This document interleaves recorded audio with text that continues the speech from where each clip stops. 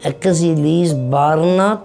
Ek was 24 Oktober by Good Morning Angels en dis my storie.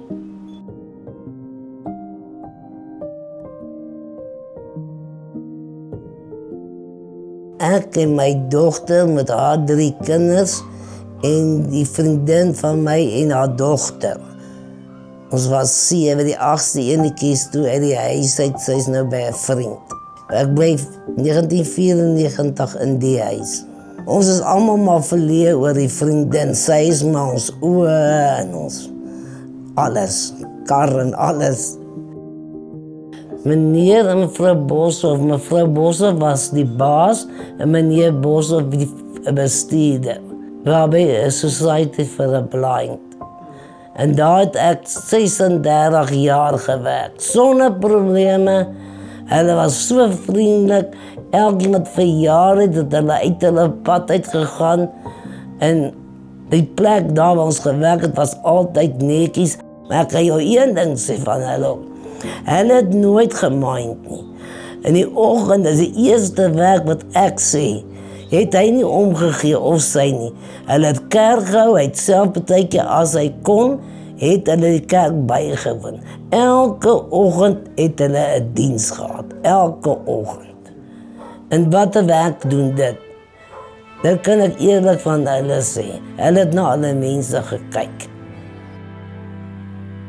Ons het buite gesit, ons het net klaar geëet, toe kom die een kind in, toe sê sy lyk net te rook. Toe skree sy, toe kom die vriendin van my in die huis in, toe skree sy net, dis 4. Toe kom die buurman uit wat 'n pastoor is, en die ander mense hier reg rondom my, hulle kom help. Maar die pastoor was die hele tyd met alles besig. Hy het alleen 'n besering opgedoen, want een van die balke het op hom geval. Ek sê jou sê, ek het nie moed gehad nie. Meneer Boshoff het gesê, ek sal nie sit en krimp nie, want ek het 'n dag daar gesit, ek het nie geweet wat om te maak nie. Toe hy aankom, toe sê hy net vir my, ek gee jou 2 of 3 dae, en as ek hier kom, moet die plek reg wees. En ek het hom gewys, ons vaksiende mense kan dit doen, as jy wil, dan kan jy. Ons het met 7 asblikke asgader toegeloop, 2 keer. Ek kan jou sê, al my klere basies, en dan my handkaste, my laaikas, en die goed wat ek geërf het by my oorlede ma, die showcase goed. Toe sê van die mense, ek kan by hulle kom bly, en toe sê ek nee. Toe sê meneer Boshoff, ons kan ons in die garage bly. Toe het ons maar 'n bed gekry, mevrou Boshoff wil het vir ons meubels gebring, en toe gaan slaap ons maar in die garage. Ons moes nie 'n keuse gehad nie. Die mense is erg hier so, want dan sal hierdie hele plek heeltemal afgebreek het en besteel het. So ons kan nie gewaag het om die huis alleen te los nie.